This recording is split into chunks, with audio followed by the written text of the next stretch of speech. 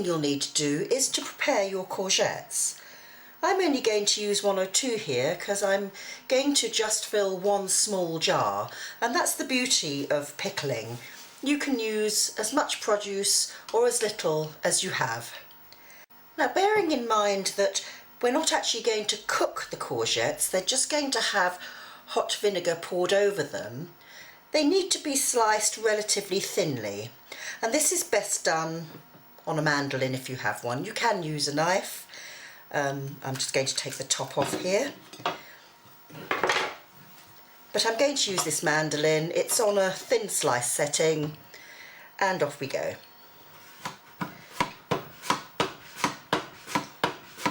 As I get nearer to the end, I'll probably use the guard because these blades are very, very sharp. You do need to really take care when handling mandolins. Let's go a little quicker here, otherwise we'll be here all day.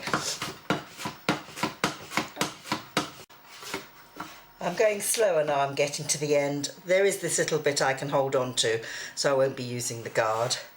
But I just want to go very slowly because I don't want any of my finger in this. That's it.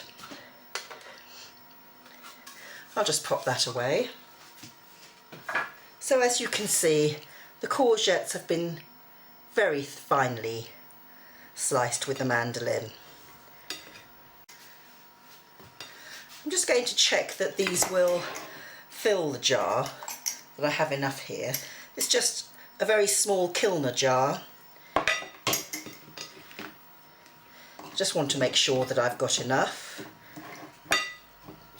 Yes, that will be plenty. And the next thing you need to do is to salt them. Now it's best to use a colander, or I'm going to actually use this steam basket affair. So you place a layer of courgettes and then you sprinkle it liberally with salt. Now this is going to draw the water out of it so that it doesn't dilute the vinegar mixture, because the vinegar mixture really needs to be full strength to ensure that it will keep once you've stored it. Another layer, some more salt, and keep going until you've used up all of your courgettes. Don't go mad with the salt, it's just to give it a light coating to enable the water to be drawn out.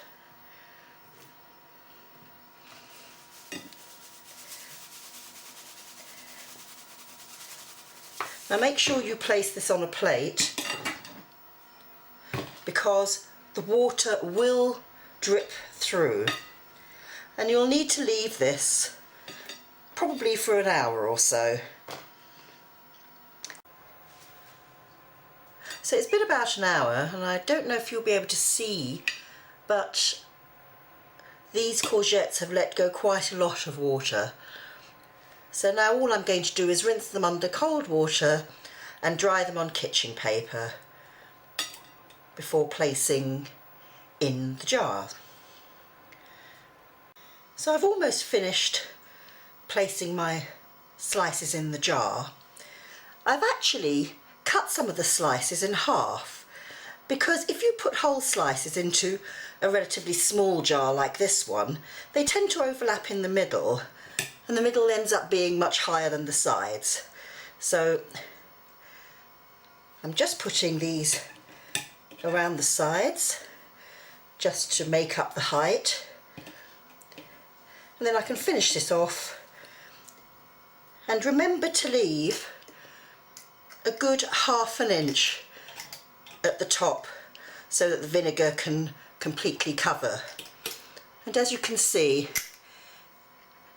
if you layer them nicely, how beautiful they look in the jar.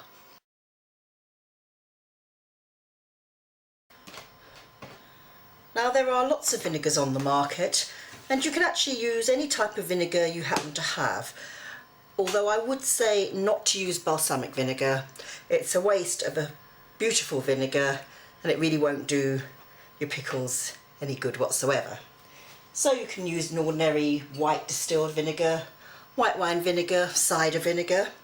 I've actually got a mixture here of a white distilled and cider vinegar, half and half. When it comes to the flavourings added to the vinegar, there are all sorts of things that you can use. Depends on your own personal taste. I'm going to use for this recipe some bay leaves, whole cloves, coriander seed, black peppercorns and some chilli. And I'm actually going to put some sugar in because I prefer a slightly sweeter pickle. In general, you should add up to 100 grams, 4 ounces of sugar per 20 fluid ounces, 600 mils of vinegar. So basically it all goes into a saucepan and it's heated up until it's boiling. Then you reduce the heat, simmer it for about 5 minutes, then take it off the heat and allow it to cool a little before adding it to your jar of pickles. So my vinegar has infused with the seasonings. It is still hot, you can probably see the steam rising off it. You don't want it to be boiling, but it does need to be hot. And I'm going to strain these seasonings out.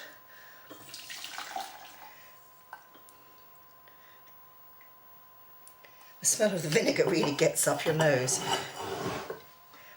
And then I'm going to top up my jar, which I filled with the courgettes. One thing naughty me forgot to mention, the jar should be sterilised.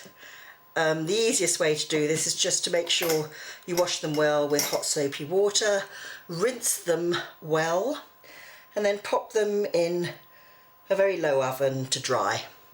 That's all you need to do. So here's my strained vinegar, still hot. I'm going to gently pour it over my courgettes and just make sure that they're completely covered. Wait a while because sometimes it takes a while for the vinegar to seep through all the layers. Give it a little shake to make sure and then just press them down so you can see, because they will slightly rise up. And you need to fill this jar all the way to the top so that once the lid is on, they will be completely covered. So close the lid up, seal it down, leave to cool at room temperature, and then you can either pop them in the fridge once they're cold or leave them in a very cool place. Now unfortunately, with centrally heated houses in the winter there isn't such a place, so we're talking about the fridge. And it's as simple as that. Wonderful homemade pickled courgettes.